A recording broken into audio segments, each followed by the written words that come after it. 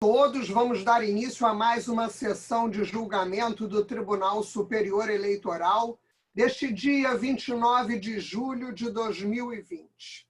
Compõe a turma julgadora os excelentíssimos ministros Luciano Bandeira e Tiago Aires. Na pauta de hoje, teremos apenas 2 processos. Chama a julgamento 2 recursos ordinários, apresentados por Carlos Cunha, Marcos Rocha e o Partido Comunista, e por José Silva e João Silva. O ministro relator já apresentou nos autos o seu devido relatório e os advogados dispensam a leitura. Então, vamos começar as sustentações orais com os representantes do escritório Pinheira e Duque Advogados, representando a parte Carlos Cunha, Marcos Rocha e o Partido Comunista, onde farão uso da palavra para as suas sustentações orais os advogados Eduardo Kazumi de Lorena Infante Vieira Kobayashi e Guilherme do Lago Zeni. Passo a palavra para o primeiro advogado que fará sua sustentação oral, Dr. Eduardo Kazumi de Lorena Infante Vieira Kobayashi. Muito obrigado, excelentíssima senhora presidente, excelentíssimos ministros, demais aqui presentes, meus sinceros cumprimentos. Hoje nós estamos aqui representando Carlos Cunha, Marcos Rocha e o Partido Comunista nesse presente recurso ordinário. O tempo, excelentíssimos senhores ministros, incide em todos os momentos da vida. O tempo é o fator comum da nossa coexistência aqui nesse momento, é objeto de estudo das mais variadas áreas, da história, que analisa o passado, da física, da matemática, da filosofia, da religião, para quem acredita, quem somos, de onde viemos, para onde vamos. Essas perguntas não teriam razão de ser sem o tempo, para ser mais específica, sem o transcorrer do tempo. Para o direito, a professora Maria Helena Diniz ensina que o decurso do tempo é um fato jurídico em sentido estrito. Isso significa que o curso do tempo na vida, ou no mundo dos fatos, produz efeito no mundo jurídico. O decurso do tempo cria, constitui, modifica e extingue direitos. Assim, sustar a eficácia da sentença de cassação, como quer a defesa, e postergar a realização de novas eleições, propicia a estabilidade para um resultado ilegítimo. De modo que aguardar o trânsito em julgado desse processo é simplesmente autorizar a majoritariedade sem legitimidade, esvaziando o conteúdo normativo do artigo 14, parágrafo 10 da nossa Constituição. É sabendo do tempo que eu vou dividir a minha apresentação em 2 momentos. Inicialmente, eu vou tecer considerações sobre o abuso de poder econômico e a propaganda eleitoral antecipada. Em primeiro lugar, eu vou defender a ilegitimidade do mandato conquistado mediante esse abuso e tecer considerações a respeito da relevância do tempo na prestação jurisdicional, em especial aos perigos da demora da realização de novas eleições para o direito ao sufrágio. E, em segundo lugar, eu vou tecer considerações a respeito do abuso de poder econômico e da propaganda antecipada. Como todos sabem, a Constituição brasileira reconhece a soberania popular como princípio basilar do Estado democrático instituído pela nação. Estabeleceu no artigo 14 que a soberania popular será exercida pelo sufrágio universal e pelo voto direto e secreto. Nesse mesmo artigo também se resguarda a legitimidade do pleito em detrimento inclusive da majoritariedade. E ainda, de maneira espirituosa, reconheceu o voto direto como cláusula pétrea. É incontroverso que os irmãos Silva foram eleitos. José, sendo o candidato a deputado federal mais votado do Brasil, e João eleito com 68% dos votos. O que se pretende aqui, senhores ministros, não é praticar a intolerância ou não aceitação do resultado do pleito. O que se discute aqui é a legitimidade desse pleito e a cassação dos ora acusados. O direito eleitoral disciplina o funcionamento do poder de sufrágio popular, de modo que é no momento da eleição que se converte a vontade política em poder. A grande problemática apresentada nos autos é que a soberania popular é violada toda vez em que a eleição se der mediante a prática de abusos, capazes de inverter a própria vontade popular. E, nesse sentido, a Constituição classifica o mandato conquistado mediante abuso de poder econômico como ilegítimo, Nas palavras do então ministro Carlos Aires Brito, cassar mandato é resguardar a legitimidade do pleito. Ou seja, a Constituição não só faz subordinar a majoritariedade, a legitimidade, nos termos de seu parágrafo do artigo 14, parágrafo 10 da Constituição, como também apresenta uma solução a essa lide. Existem, senhores ministros, 3 pedidos, 3 teses que esse tribunal hoje vislumbra. A primeira é aquela em que a defesa pede a suspensão dos efeitos da sentença que cassou os acusados, pedindo a respectiva retomada de mandato. A segunda é aquela que mantém os efeitos da decisão recorrida, mas que aguarda o trânsito em julgado para a realização de novas eleições. E a terceira é a que mantém a cassação e que determina de pronto a realização de novas eleições. Excelentíssimos ministros, tribunais democráticos não escolhem possibilidades. Tribunais democráticos decidem. O tempo e a única decisão constitucionalmente possível é aquela que mantém a cassação e determina a realização de novas eleições. O tempo, Vossas Excelências, como Machado de Assis já dizia, é o ministro da morte. Disso certamente sabia esse tribunal, quando em julgado de relatoria do ministro Edson Fachin, julgou proibidos atos de pré-campanha, independentemente da existência de pedido explícito de voto. Eu cito aqui o que o relator disse. A atuação tardia dessa justiça especializada se assemelharia à atuação do médico legista. Poder-se-ia chegar a uma boa investigação das causas que levassem ao óbito, mas a morte não seria evitada. O tempo, como se sabe, é curto quando tratamos de mandato, e certamente também estava preocupado com o tempo e com a sua relevância na prestação jurisdicional o Supremo Tribunal Federal, quando em relatoria do ministro Luiz Roberto Barroso declarou inconstitucional o parágrafo 3º do artigo 224 do Código Eleitoral, refletindo a seguinte hipótese: se por um lado a exigência do trânsito em julgado assegura a estabilidade, prestigiando a segurança jurídica, por outro, enseja o amesquinhamento do princípio democrático e da soberania popular. Ademais, nesse mesmo sentido, o julgado em relatoria do ministro Henrique Neves declarou também incidentalmente a inconstitucionalidade da expressão após trânsito em julgado, prevista no parágrafo 3º do artigo 224 do Código Eleitoral. Portanto, Vossas Excelências, o que se pede é que se mantenha a continuidade da integridade e da coerência dessa jurisprudência, dessa Corte, para que se mantenha a cassação dos acusados e se devolva à soberania popular seu legítimo exercício, determinando a realização de novas eleições, sob pena de se esvaziar o conteúdo normativo do artigo 14, parágrafo 10 da nossa Constituição e propiciar a estabilidade para um resultado ilegítimo. Passando agora, então, para a caracterização do abuso de poder econômico e de propaganda eleitoral antecipada, a jurisprudência dessa Corte determina que o abuso de poder econômico ocorre quando determinada candidatura é impulsionada pelos meios econômicos de forma a comprometer a igualdade da disputa eleitoral e a própria legitimidade do pleito. É fato incontroverso que os gastos realizados na pré-campanha foram o dobro dos gastos realizados na campanha eleitoral. Eu ouso dizer que eu desconheço pré-candidato que tenha até então gastado o dobro de sua campanha na pré-campanha. Para trazer aqui um comparativo, no caso de Selma Arruda, a candidata mais votada ao Senado em 2018, que foi cassada por abuso de poder econômico, ela gastou metade do valor da sua campanha na pré-campanha. No caso que se analisa, o gasto foi o dobro. Eu repito, o dobro.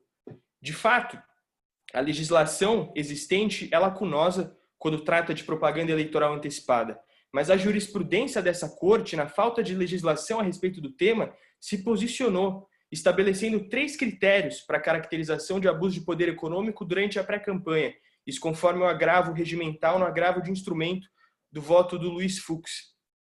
Os 3 critérios são os seguintes.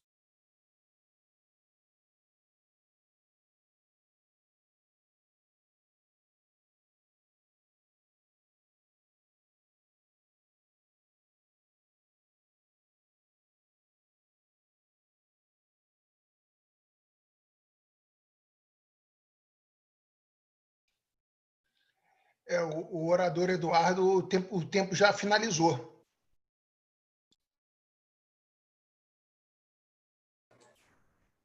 Você está no silenciador, Eduardo. Eu gostaria de pedir mais um minuto para esse tribunal, para eu finalizar os meus argumentos. Eu não poderei conceder esse 1 minuto porque foi tudo transcorrido no tempo regulamentar. Perfeito. Eu gostaria, então, de agradecer e reiterar os pedidos para que se mantenha a cassação de abuso de poder econômico e se determine a realização de novas eleições. Muito obrigado. Passo a palavra ao advogado Guilherme do Lago Zeni para a sua sustentação.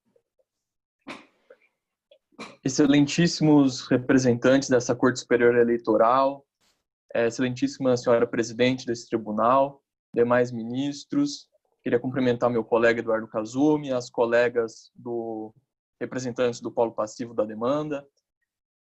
Em primeiro lugar, cabe relembrar que o Egrégio Tribunal Regional Eleitoral do Estado do Paraná julgou parcialmente procedente as demandas propostas. Ocorre que impediu a apreciação da captação ilícita de sufrágio em virtude da ilicitude de prova constante nos autos, bem como também impediu a análise sobre abuso de poder religioso.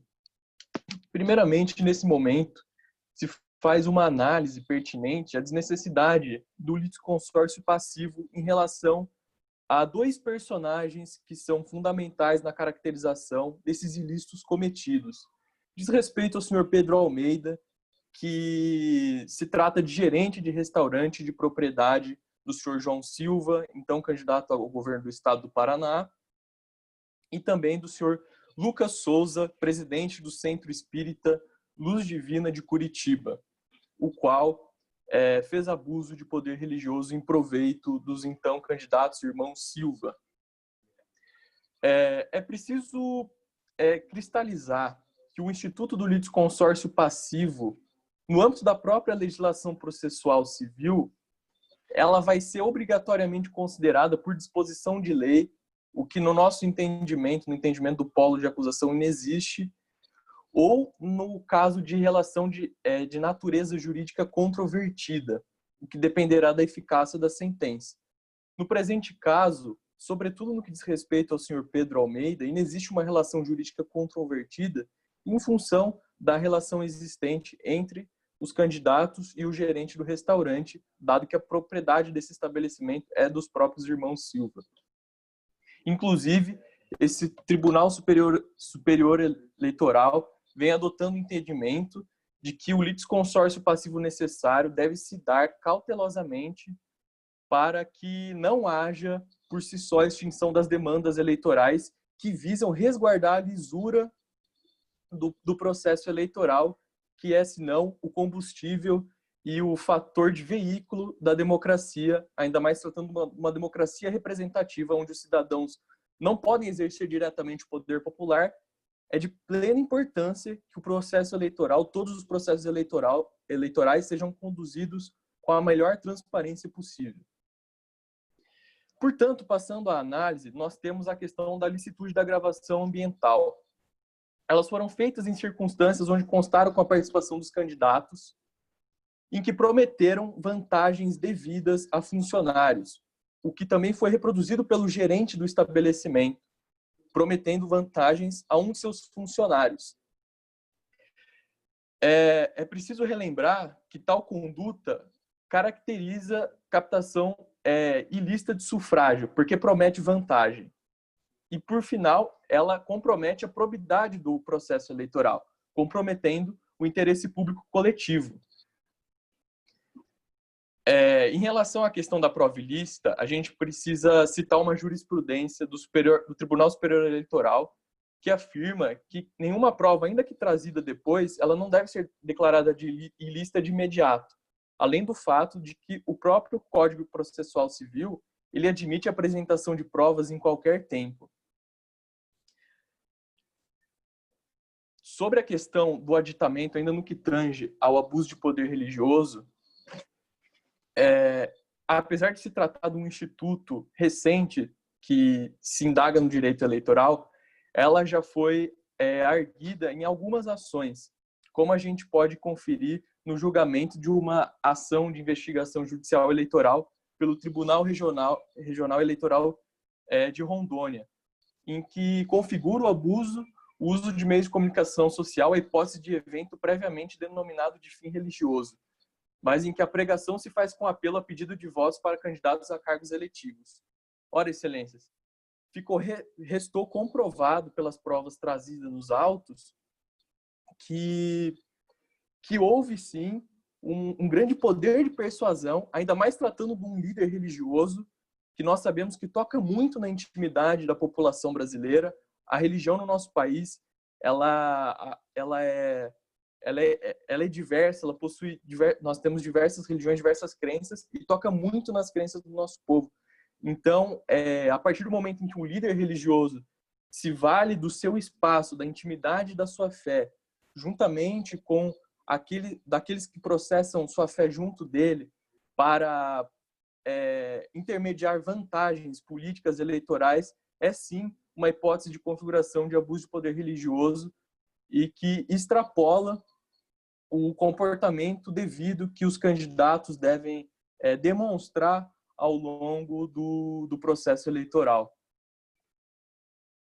Findo essas análises, nós também podemos dizer que o artigo 23 da Lei das Inelegibilidades, ou seja, a Lei Complementar 64, ela traz no seu artigo 23 a literatura de que o tribunal formará sua convicção pela livre apreciação dos fatos públicos e notórios, dos indícios e presunções e prova produzida, atentando para circunstâncias ou fatos, ainda que não indicados ou alegados pelas partes, mas que preservem o interesse público da lisura eleitoral.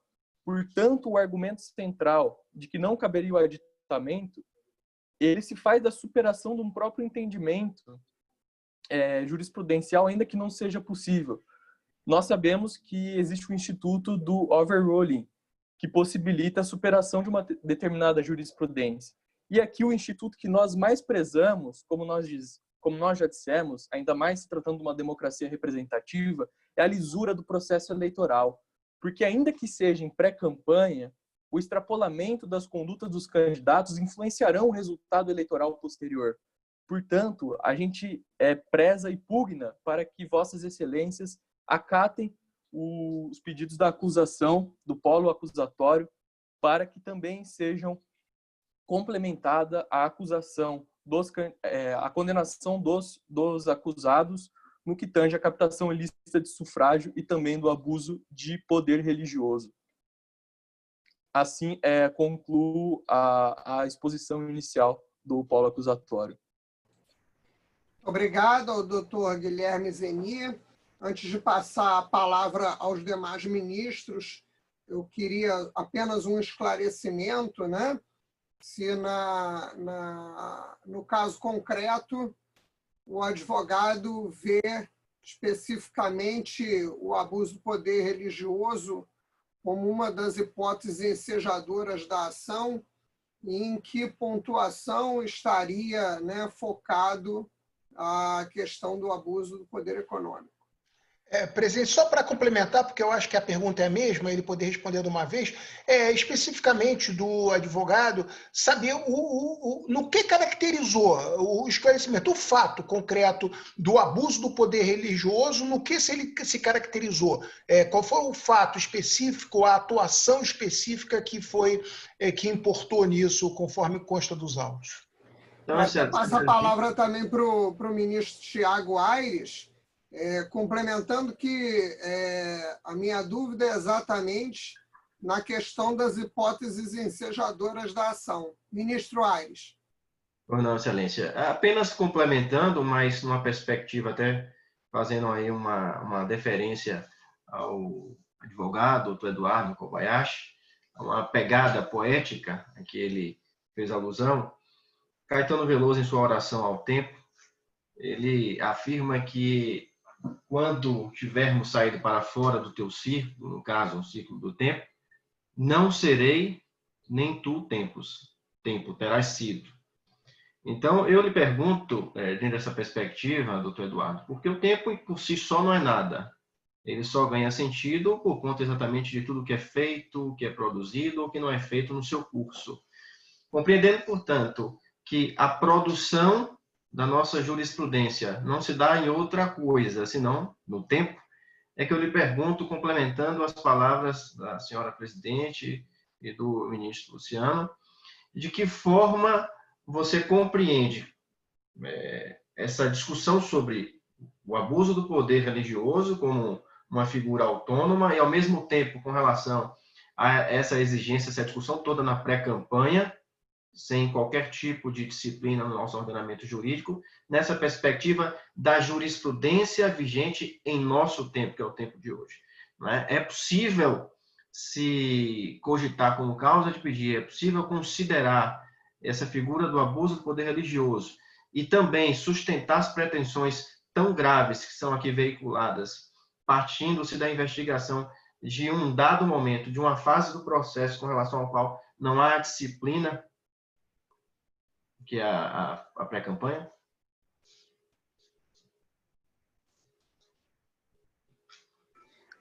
Excelentíssimos ministros, eu só gostaria, se fosse possível, que o excelentíssimo ministro Luciano repetisse sua pergunta. Acho que seu áudio, para mim, ele deu uma cortada e eu não consegui auferir muito bem a sua... Na questão do abuso, Sim. Guilherme, na questão do abuso do poder, do abuso religioso, especificamente, eu queria que você declarasse qual foi o fato específico que produziu esse abuso, de como foi utilizado, qual é a interpretação, qual é o fato posto nos autos que demonstram esse abuso.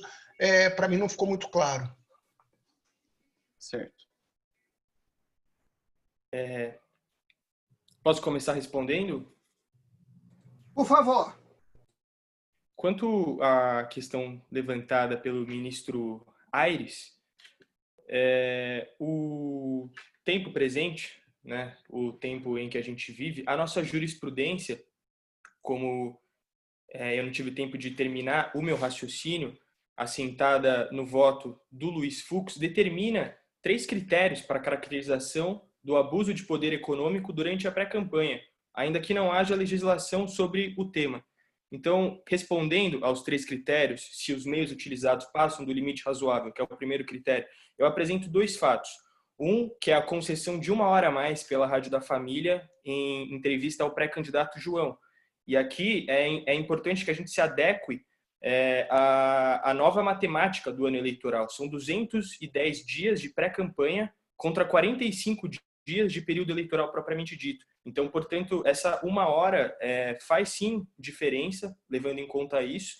E, além disso, também o disparo em massa de mensagens com pedido explícito de votos, como já foi juntado ao documento.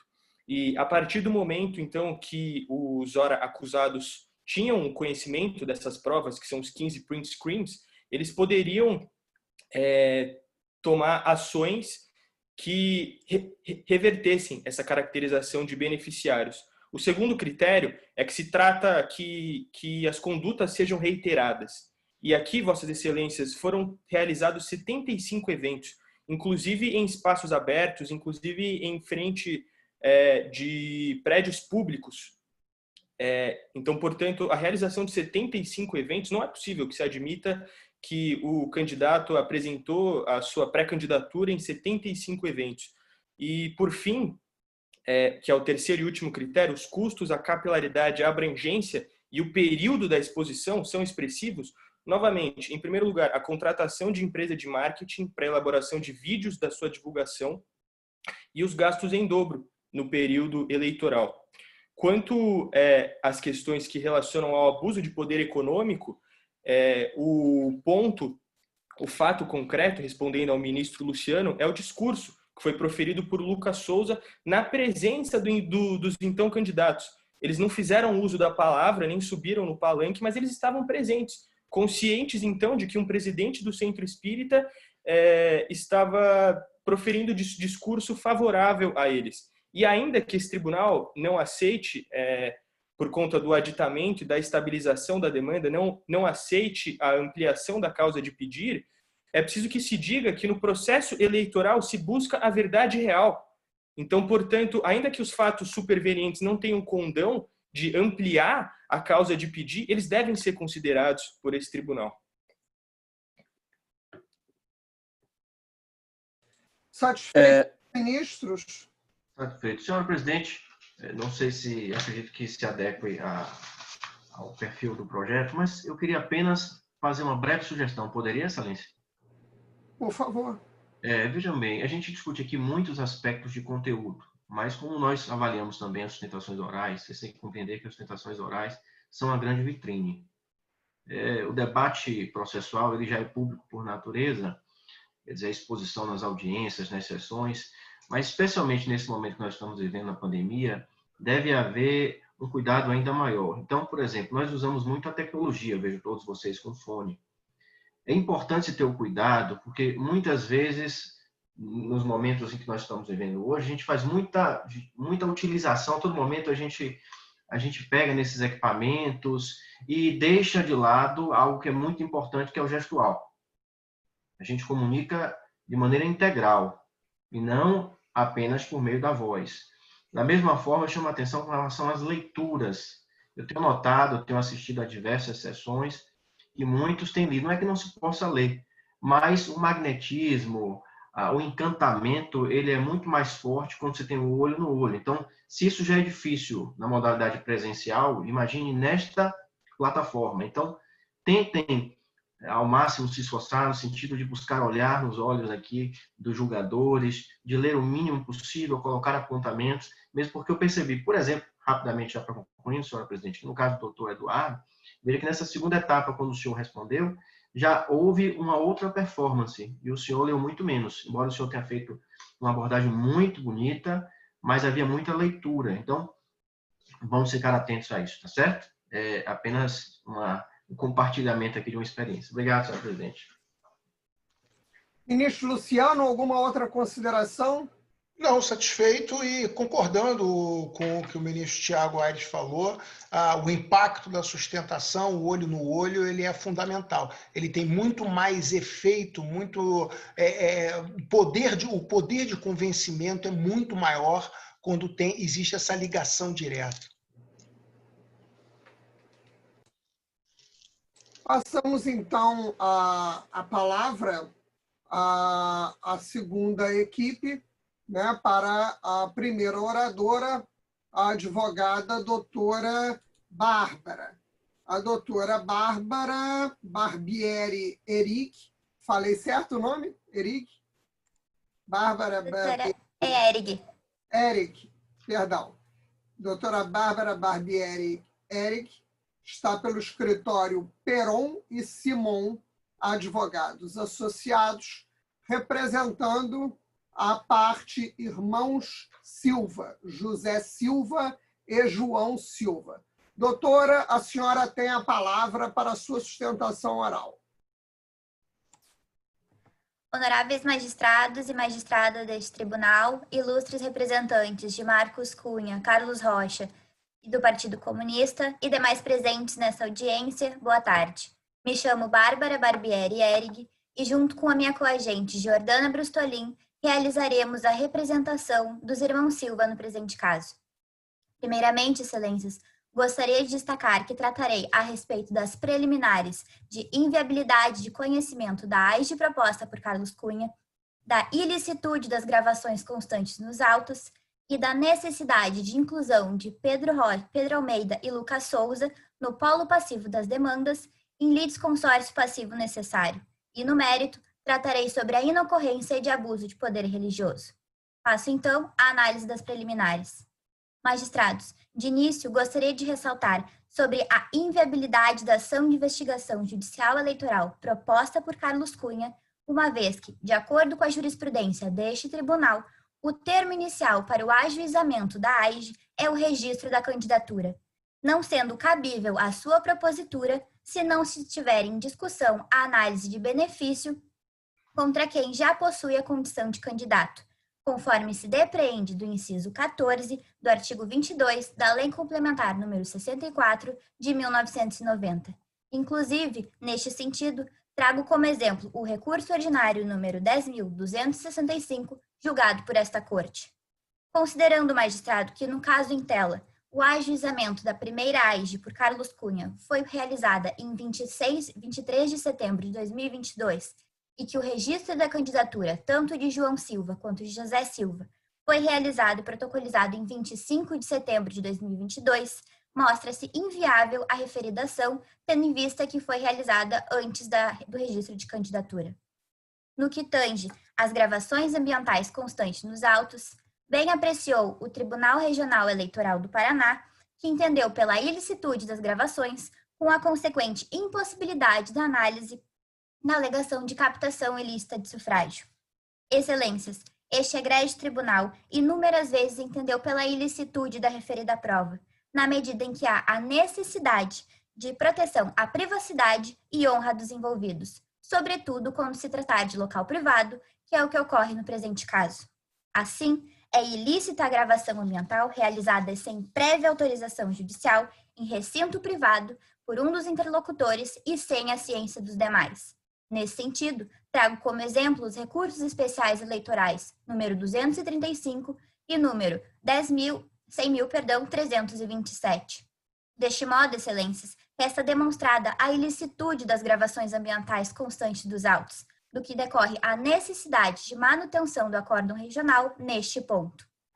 Ainda preliminarmente, excelências, passo a análise da obrigação de formação de litisconsórcio passivo necessário entre os irmãos Silva, Pedro Almeida e Lucas Souza. Excelências, a jurisprudência desta egrégia corte é pacífica no entendimento de que, a partir das eleições de 2016, é obrigatória a formação do litisconsórcio passivo necessário entre os candidatos beneficiados e os agentes públicos envolvidos nos fatos ou omissões a serem apurados em ações de investigação judicial eleitoral. Além disso, não só o agente público, mas também o particular que tenha cometido o ilícito eleitoral poderá sofrer as sanções previstas na legislação eleitoral, devendo obrigatoriamente integrar o polo passivo da demanda, conforme se depreende do recurso especial eleitoral número 624/54, de relatoria do ministro Jorge Mussi. No presente caso, magistrados e magistrada, nem Pedro Almeida, tampouco Lucas Souza, foram incluídos no polo passivo da demanda, em que pese os representantes de Carlos Cunha, de Marcos Rocha e do Partido Comunista, sustentem que estes foram responsáveis por supostamente auxiliar os irmãos Silva na captação ilícita de sufrágio e abuso de poder religioso. Desta forma, conforme o entendimento desta Corte no julgamento do agravo regimental em agravo de instrumento número 35.478, a deficiência na formação do litisconsórcio passivo necessário acarreta a pronúncia de nulidade processual, que é o que se pede no presente caso.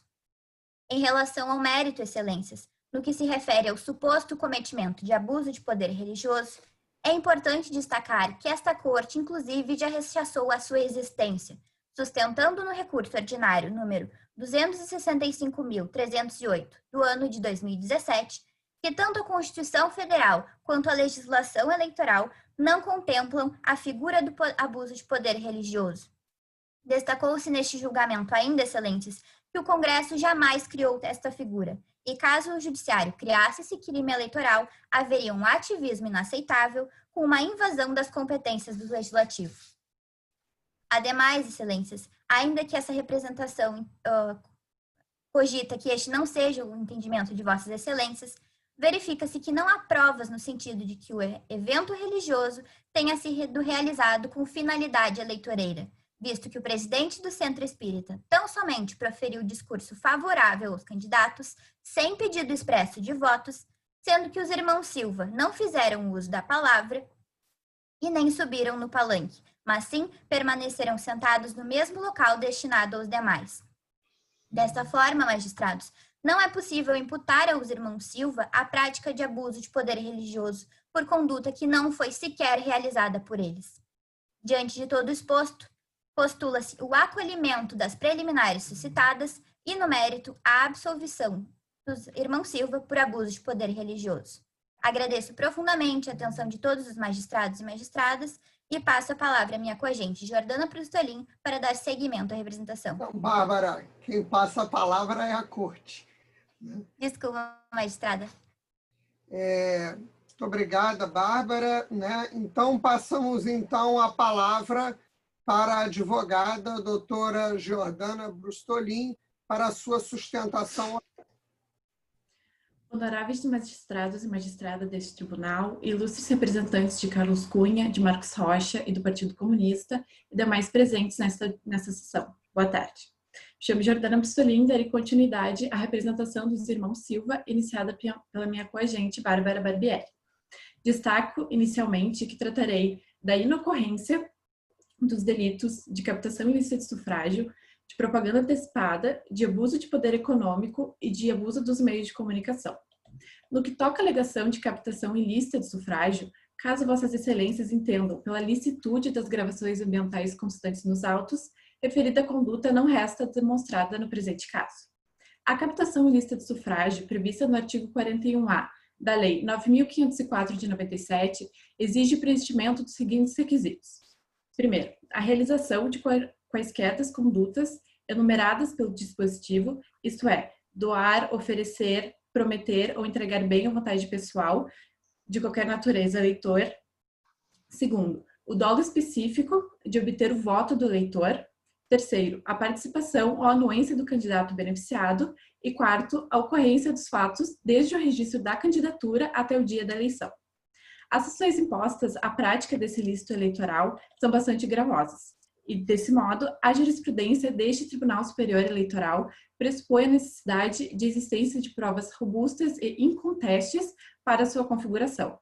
No caso, vislumbra-se, primeiramente, que o evento ora analisado ocorreu em 20 de agosto de 2022, como referido na petição inicial da AIGE proposta por Carlos Cunha, isto é, antes do registro da candidatura dos referidos de João e de José Silva, que ocorreu o pedido do registro em 25 de setembro de 2022, do que se conclui que um dos requisitos para a configuração da conduta de captação ilícita de sufrágio não está presente no caso.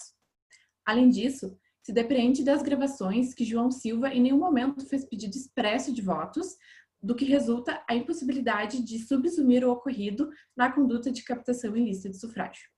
Ainda, na segunda gravação, feita no escritório do gerente do restaurante de propriedade de João Silva, apenas o referido gerente, o senhor Pedro Almeida, participou da conversa com o funcionário do restaurante, de forma que não se pode imputar referida fala a João Silva, que não estava presente na ocasião.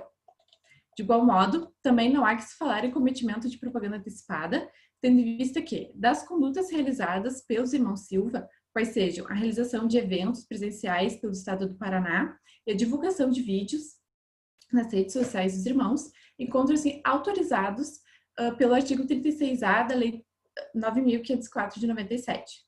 Nesse sentido, o inciso 1º do artigo estipula que não configura a propaganda antecipada a participação de pré-candidatos em entrevistas, programas, encontros ou debates na rádio, na televisão e na internet, inclusive com a exposição de plataformas e de projetos políticos. Além disso, o inciso 2º vai no mesmo sentido, autorizando a realização de encontros, seminários, congressos em ambientes fechados. Desta forma, excelências, não se mostra razoável condenar os candidatos por atos que a legislação expressamente autoriza. Em relação à alegação de abuso de poder econômico, refere a acusação que houve indevida doação de pessoa jurídica à campanha dos irmãos Silva, o que não merece prosperar. Excelências, o que ocorreu no caso foi que João e José Silva utilizaram-se de recursos provenientes de seus próprios rendimentos, de seu sustento, nas suas respectivas campanhas. Nesse sentido, a resolução número 23.607 de 2019 deste Tribunal Superior Eleitoral permite que o candidato utilize recursos próprios em sua campanha nos termos do inciso 1º do seu artigo 15. Assim, não há que se falar no caso em doação indevida de pessoa jurídica à campanha eleitoral dos irmãos Silva. No que toca aos gastos eleitorais, verifica-se dos documentos constantes dos autos que tanto os gastos dispendidos na campanha quanto na pré-campanha foram contabilizados, tiveram suas prestações de contas, sendo que essa prestação se deu em 6 de dezembro de 2022. Logo, não resta configurada a conduta de abuso de poder econômico. Quanto à alegação de abuso dos meios de comunicação, primeiramente, cumpre referir que, no que concerne às mensagens disseminadas por eleitores com conteúdo falso, essas mensagens não podem, de maneira nenhuma, serem atribuídas aos candidatos.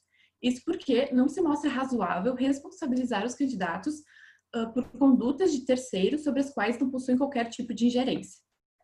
Ao se permitir a punição do candidato por notícias falsas enviadas por terceiros, excelências, se estaria possibilitando que os adversários políticos desse candidato em questão disseminassem notícias falsas propositalmente sobre seu oponente, pretendendo posteriormente a cassação do diploma ou do mandato do seu adversário, mediante uma ação na Justiça Eleitoral. Tal situação cria um cenário contrário à disputa política e à correta informação dos eleitores sobre os candidatos, pontos que são imprescindíveis para regular o pleito democrático. Assim, descabida a condenação dos irmãos Silva por abuso dos meios de comunicação. Por fim, excelências, como bem proferido pelo filósofo francês Voltaire, é melhor correr o risco de salvar um homem culpado do que condenar um inocente. Por isso, essa representação suplica esta corte que não haja nenhuma injustiça no presente caso, uma vez que a inocência dos irmãos Silva é evidente, razão pela qual devem ser absolvidos de todas as imputações feitas. Diante de todo exposto, esta representação requer o desprovimento do recurso ordinário interposto por Carlos Cunha, Marcos Rocha e Partido Comunista, e também o provimento do recurso ordinário interposto pelos irmãos Silva. Agradeço profundamente a atenção de todos e todas. Obrigada, doutora Jordana. Passo a palavra, então, ao ministro Tiago Aires para as suas considerações e...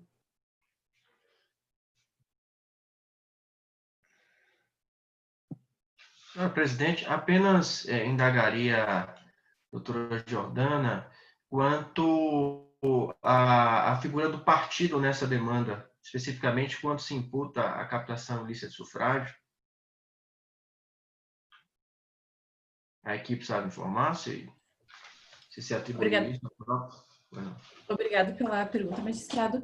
E no caso, considerando que o partido ele possui legitimidade para figurar no polo ativo e, inclusive,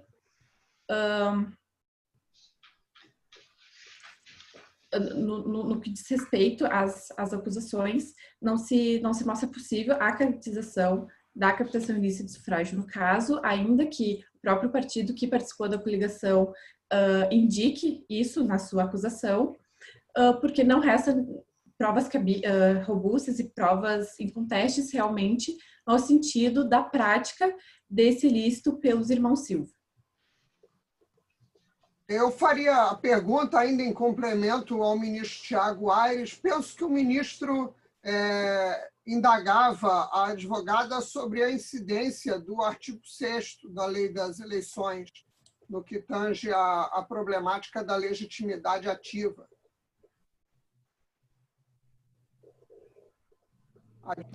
Saberia explicar? Agradeço a complementação, magistrada, e infelizmente no momento não dispõe dos recursos para responder ao seu questionamento. Passo a palavra ao ministro Luciano Bandeira. Satisfeito, presidente. Já os esclarecimentos são suficientes. Ministro Tiago Aires, alguma consideração ainda sobre a pergunta? Satisfeito, excelência.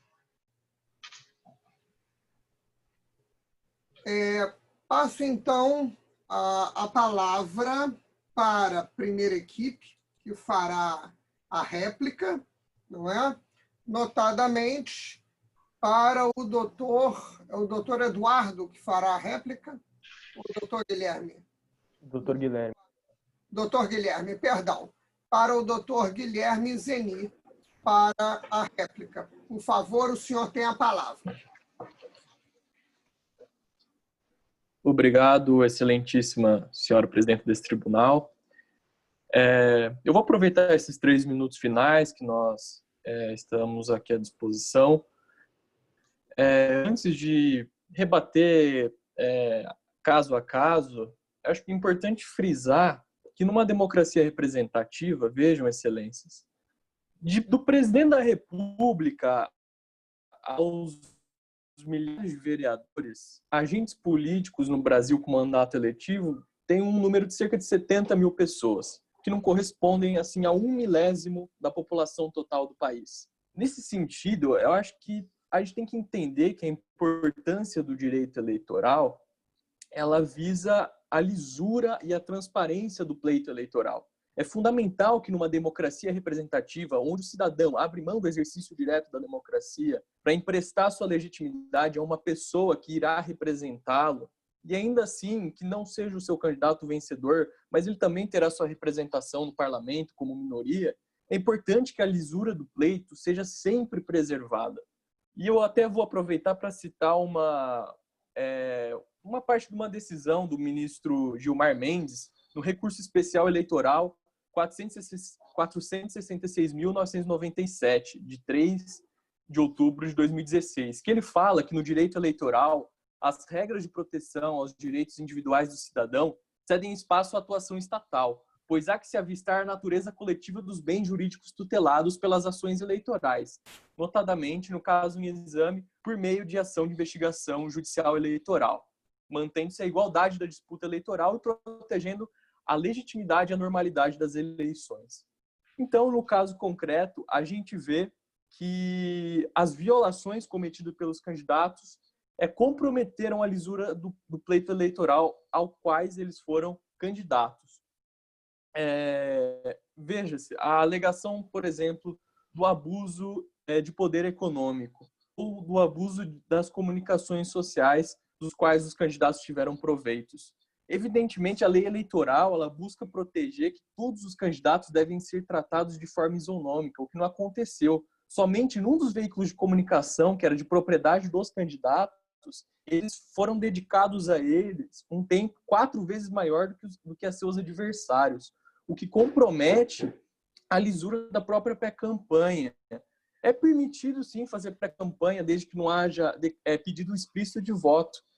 Porém, atos massivos, de grande número, inclusive sendo beneficiados por atuação de terceiros, o que a própria jurisprudência desse tribunal considera. Se o candidato, o pré-candidato, ele se beneficia da atuação de terceiros, pode sim caracterizar a violação da lei eleitoral. Muito obrigado pela... Alguma consideração dos excelentíssimos ministros? Ou posso passar a palavra para a advogada que fará a tréplica? Sem consideração. Sem consideração. Então, com a palavra, a doutora Bárbara Barbieri, para a tréplica. Por favor. Honoráveis magistrados e magistradas, neste momento gostaria de enfatizar que, ao contrário do alegado pelos representantes de Carlos Cunha, Marcos Rocha e do Partido Comunista, não restou verificado no presente caso abuso de poder econômico, tendo em vista que os gastos, tanto da pré-campanha quanto da campanha, foram devidamente contabilizados, inclusive as contas dos candidatos foram aprovadas com ressalvas.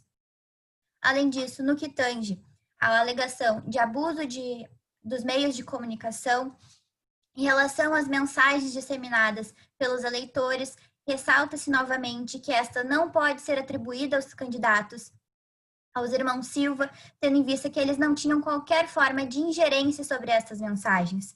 Além disso, no que toca à alegação de que os irmãos Silva realizaram a audiência em rádio por 1 hora a mais, verifica-se que essa audiência foi realizada em período de pré-campanha e que esta 1 hora a mais foi dividida entre quatro programas, ou seja, apenas em 4 programas foi 15 minutos a mais de tempo concedido aos candidatos e não restaram nenhuma prova nos autos de que esse concedimento, de que essa concessão do tempo a mais tenha sido realizado porque os candidatos eram da família dona da rádio.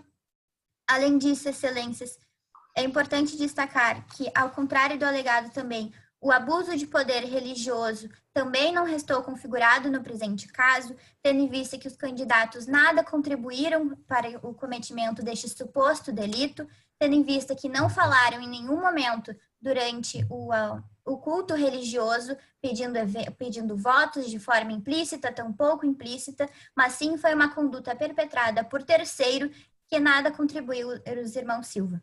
Desta forma, esta representação postula preliminarmente o acolhimento de todas as preliminares suscitadas e, no mérito, a absolvição dos irmãos Silva por abuso de poder religioso, captação ilícita de sufrágio, propaganda antecipada, abuso de poder econômico e abuso dos meios de comunicação. Muito obrigada pela atenção de todos e todas.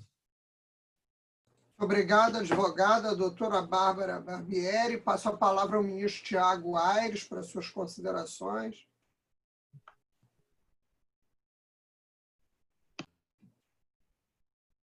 A ilustre advogada fala por qual parte, pelos irmãos Silva? Sim, excelência. Tá, é porque ao final aí, Vossa Excelência pede a absolvição por abuso de poder, por abuso de poder religioso. Não entendi. Acho que não compreendi bem, acho que talvez... Porque pareceu acusação, não é, ministro? Na hora dela... eu posso não ter capturado corretamente a ideia, mas eu fiquei com essa impressão, não sei se somente... eu também fiquei. Então, assim, é importante, doutora Bárbara, a palavra, quando ela é lançada, segundo o poeta Horácio, da Roma Antiga, ela voa de maneira irrevogável. Então, tenha muito cuidado. Obviamente, está claro que foi um equívoco, mas tenha muito cuidado, porque é o seu instrumento, principalmente nas sustentações orais, então a gente tem que ter muita precisão no manejo delas, tá bom? Muito obrigada, excelência, pela sua consideração. Ministro Luciano Bandeira.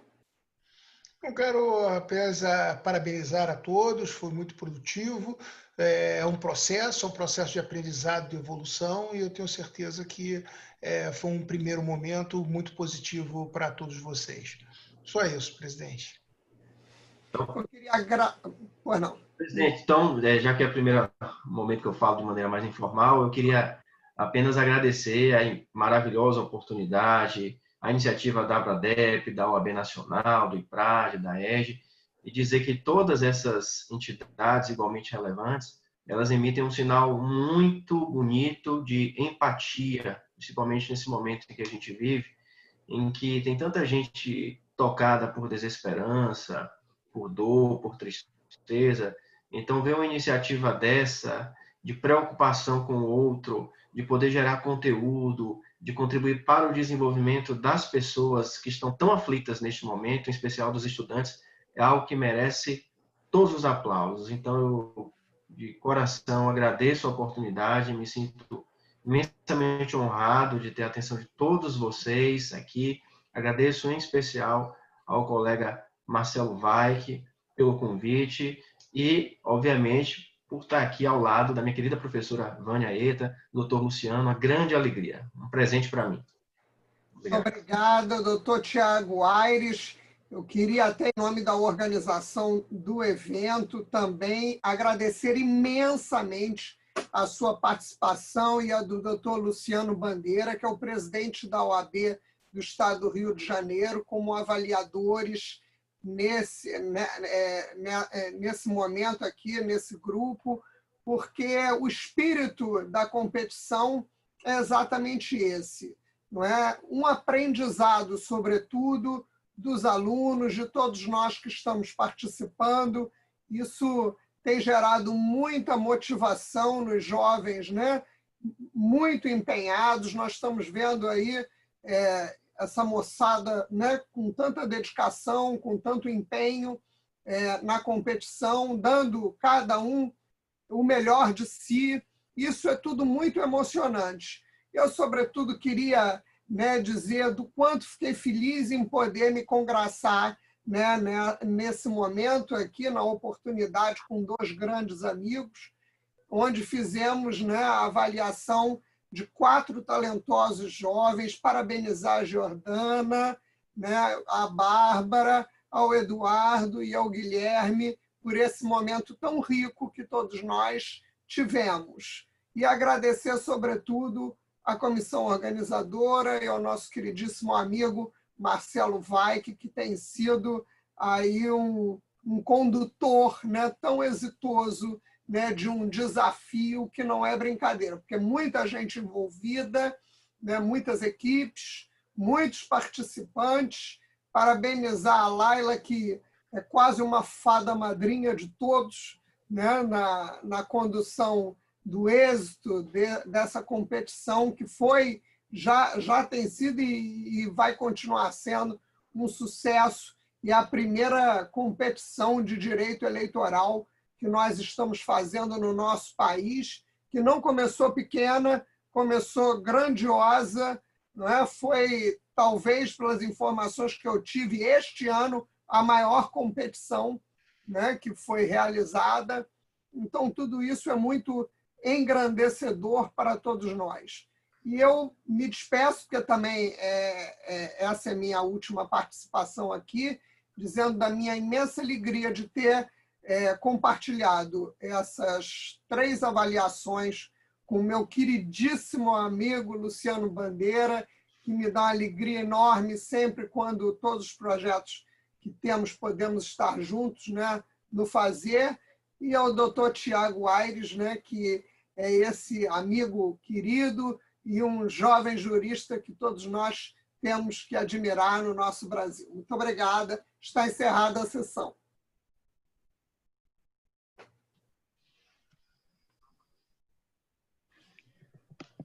Queria só reiterar os agradecimentos pela disponibilidade dos nossos avaliadores e parabenizar as equipes, porque realmente estamos muito orgulhosos do desempenho dos senhores, viu? E agora sim encerraremos a sessão. Aproveitei só para reiterar o recado. Tchau, tchau, gente.